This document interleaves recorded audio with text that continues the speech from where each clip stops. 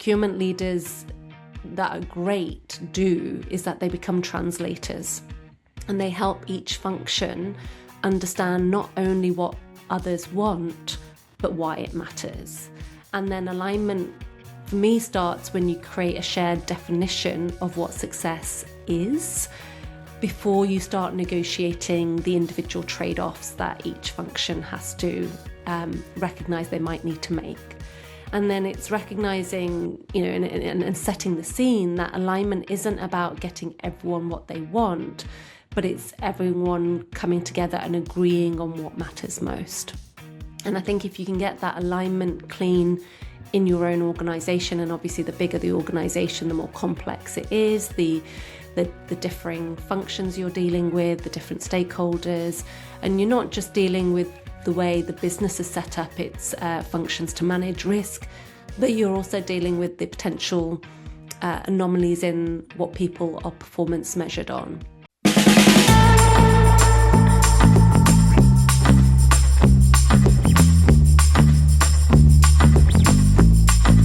Thank you so much for joining another edition of The Never Ending Climb for a Stronger Supply Chain and Procurement. Today, I have the great pleasure of being joined by Glin Bayley. Now, Glin is a writer and negotiation strategist and the author of The Negotiation Playbook. Glin, thanks so much for joining us today. Thank you so much for this conversation.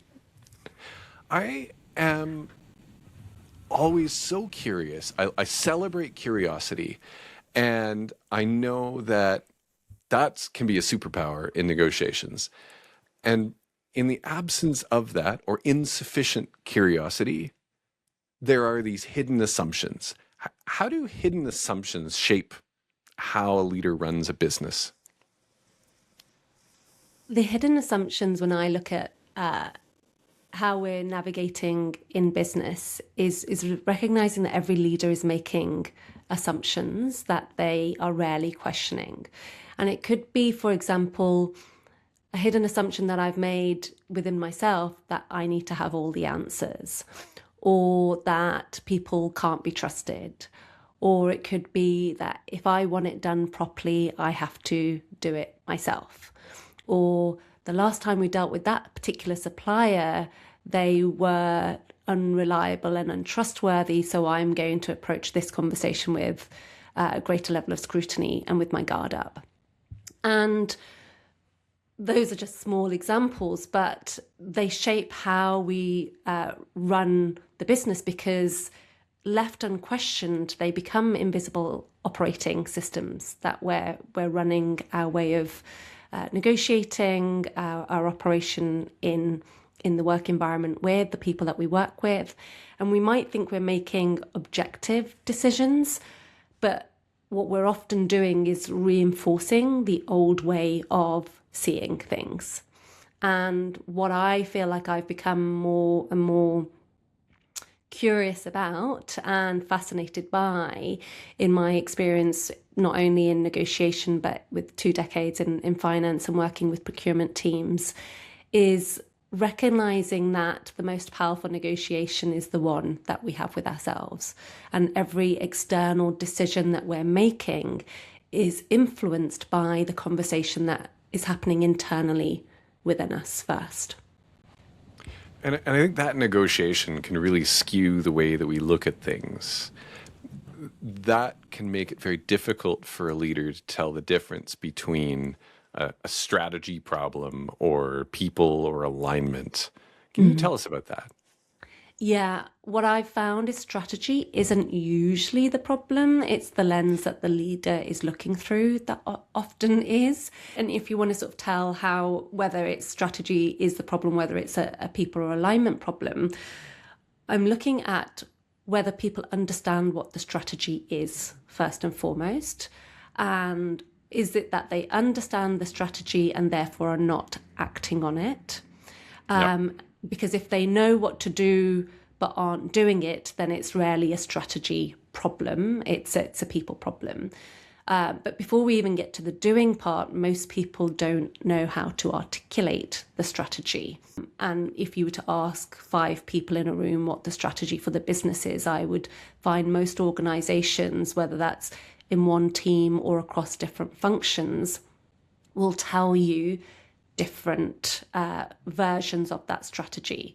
So misalignment then shows up when one, it's the leader's own identity that's getting in the way of, I'm a finance person or I'm a procurement person. It's the incentives by which individuals and teams are measured by. It's their behaviors and decisions that may be pulling them in different directions. And what you come to realize is businesses themselves don't execute strategy, people do. And if people aren't aligned, then even the best strategy is going to struggle, because most execution problems are actually alignment problems that we think are wearing, a strategy coat or jacket, and it's not the case. It's typically a people problem. Yeah, I have definitely come across times where a strategy has been decided and agreed, and people around the table have gone even as far as to say, I understand and I agree, and we're locking this in.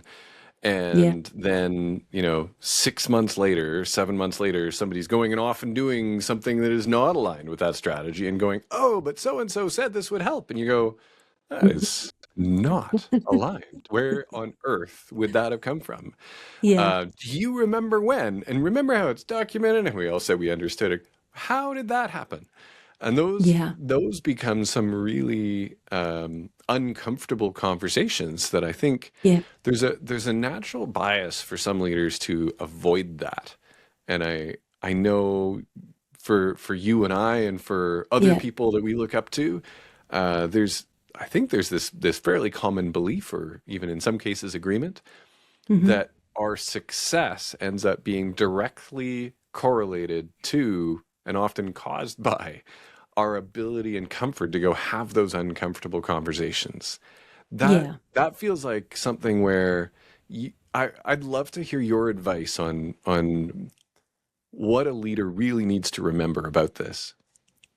When it comes to, there's a couple of things. There's the cognitive awareness piece around our knowledge that, and the saying that I've heard previously is that the more we know is often the realization that the less we know about anything. So often the more knowledgeable you become, the more you question, especially if you've got emotional intelligence, the more you question whether you know anything at all and whether that's enough.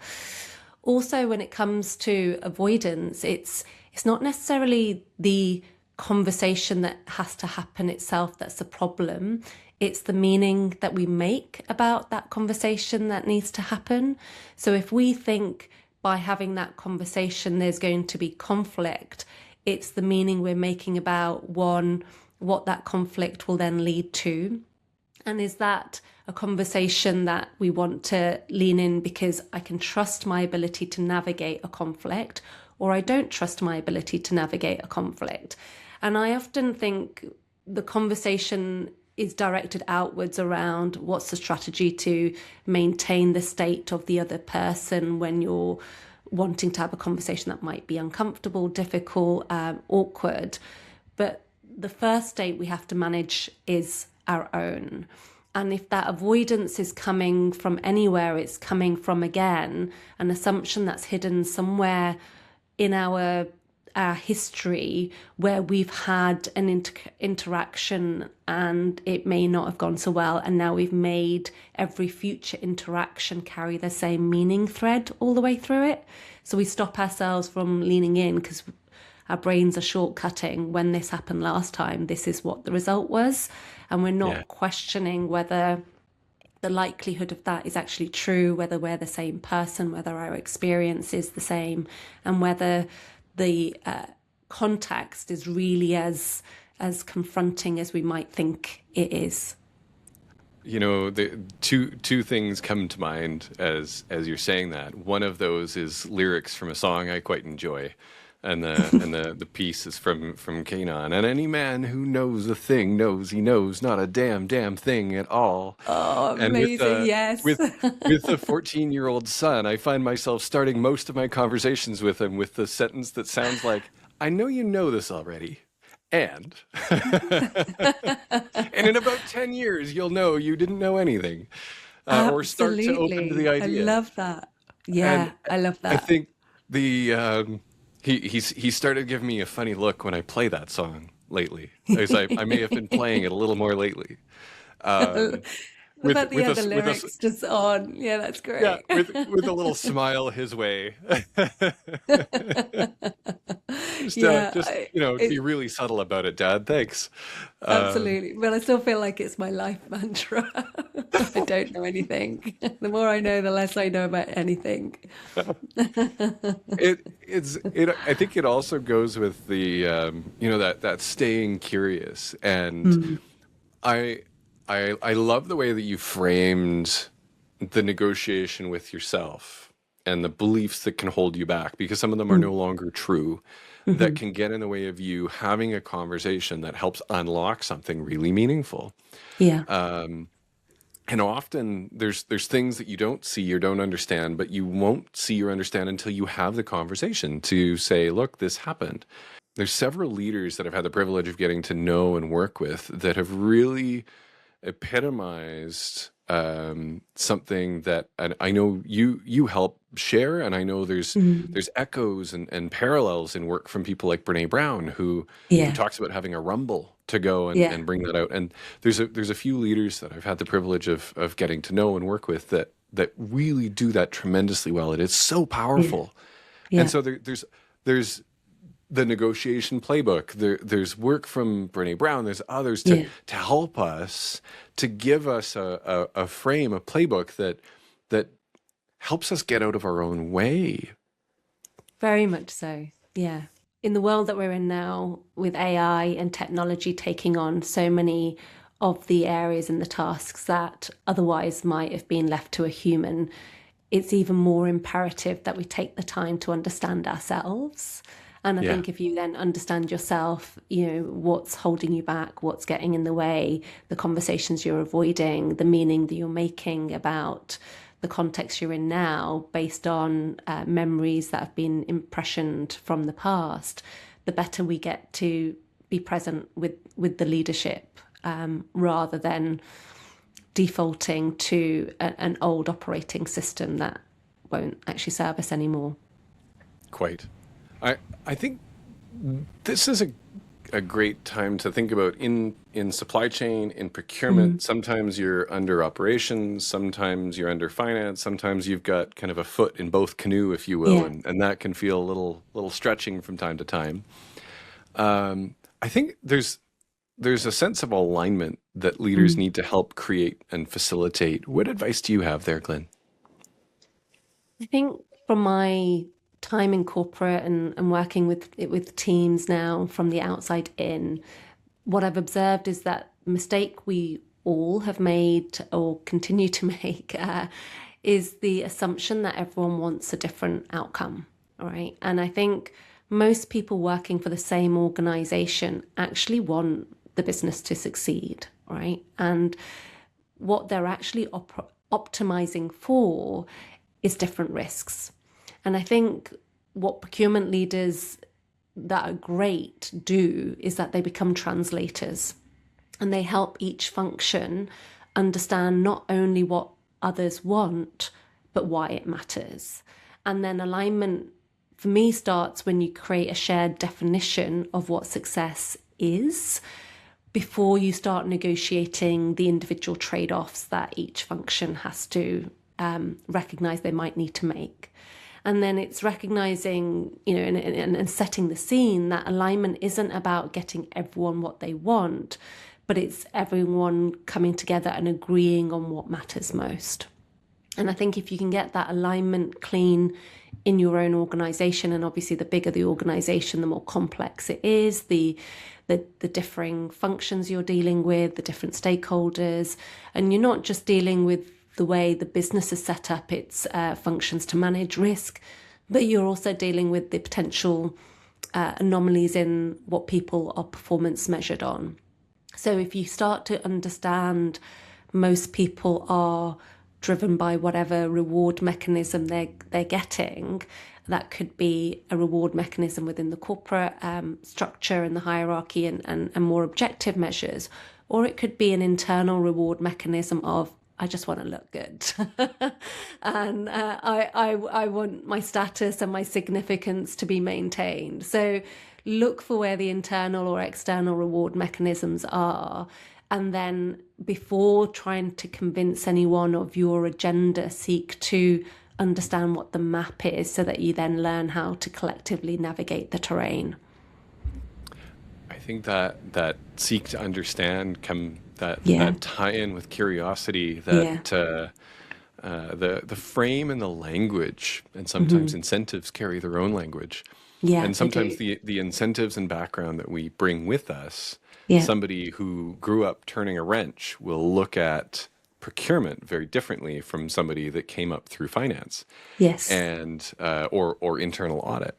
yeah, And I found that the way those teams bridge and work together to line up behind the alignment that they need yeah, is often fraught. And then on the other side, we get into the the counterparty in a negotiation, and I often find that the language, the frame, the background, where people are coming from, culture, and so on, all starts to shape that frame. In some parts of the world, the contract is kind of the big, another step in the negotiation, and in other parts, that's the end of it.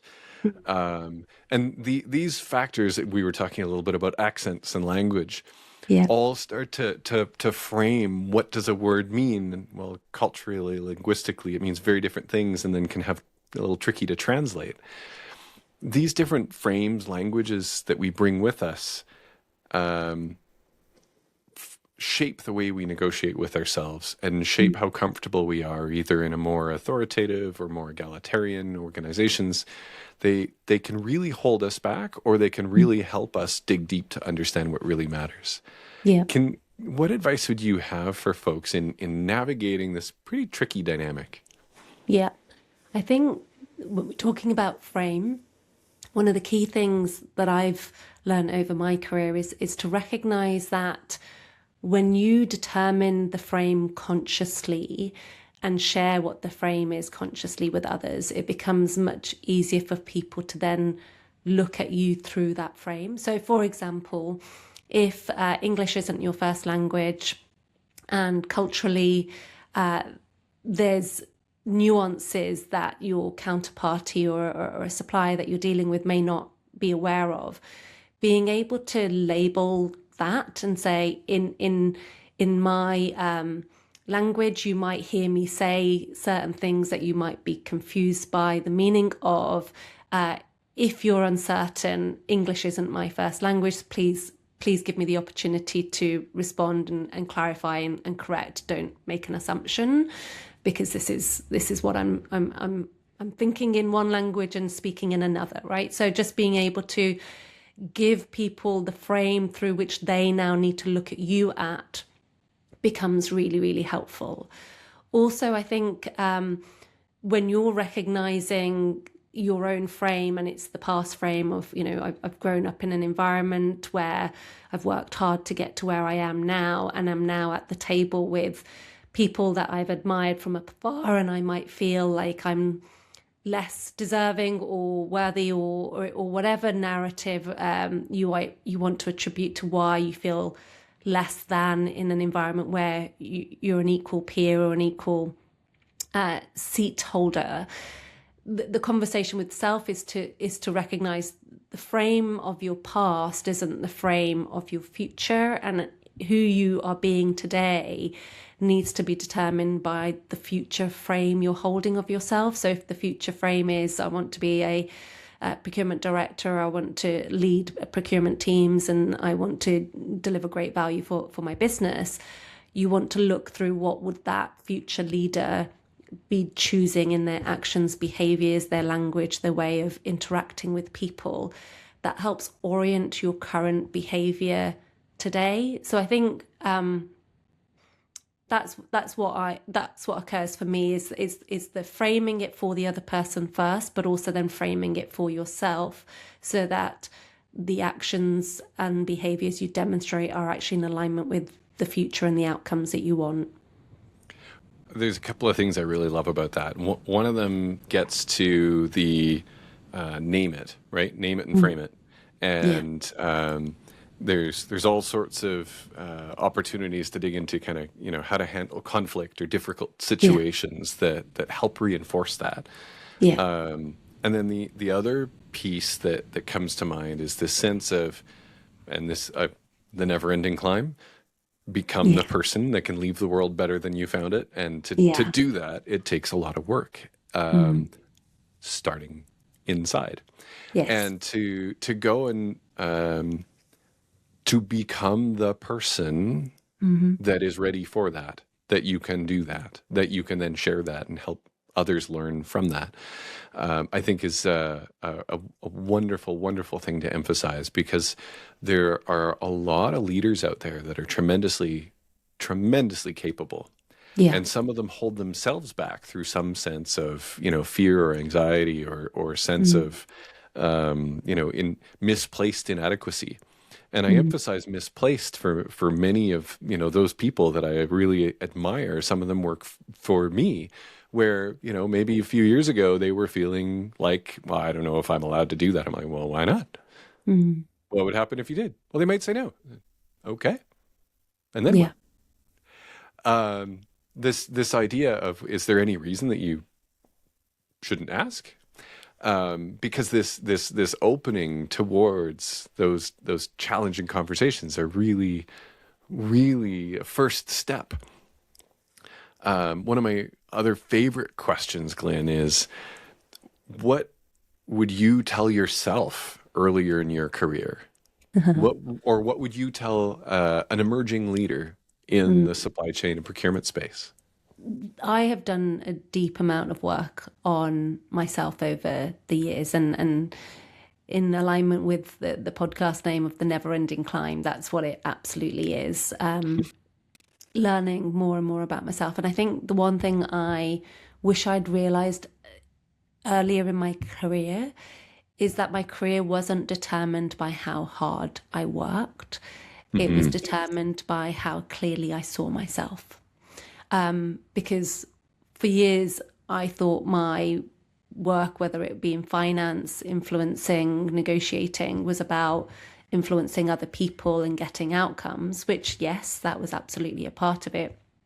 But if the most important negotiation that we have is with ourselves, then understanding our own assumptions, our own fears, our own patterns of behavior, where we hesitate, where we avoid, where we hold back, sharing the gift of who we actually are and what we're seeing and our perspective, that would have served me a lot more over my career than the quiet diligence of waiting to be noticed, hoping that my hard work and the results would speak for themselves. Because in a world that is incredibly noisy, and with teams, leaders, even your own line managers having an enormous amount that they're carrying, the landscape and the environment you're in can get very loud, and it's hard for your signal to be heard. But if you're clear about your signal,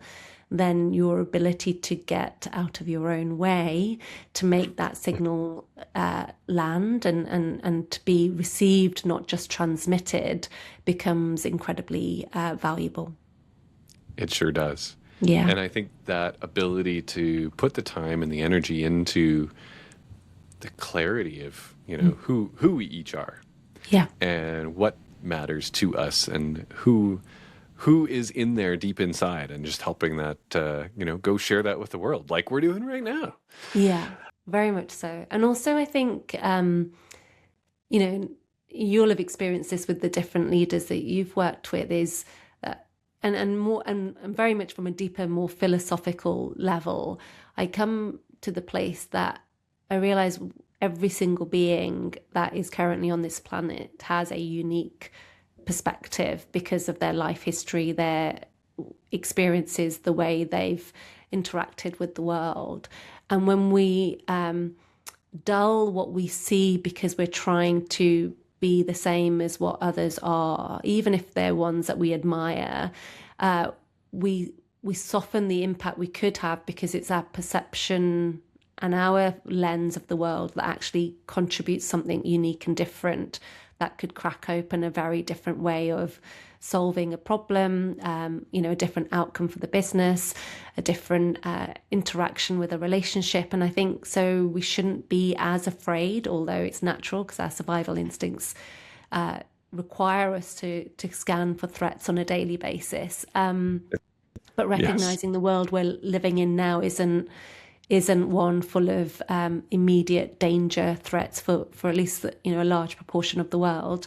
And it's recognizing if you're in a first world country and you've got safe, genuine safety from a danger perspective, that actually a lot of the internal narrative is probably what's creating the suffering or the discomfort or the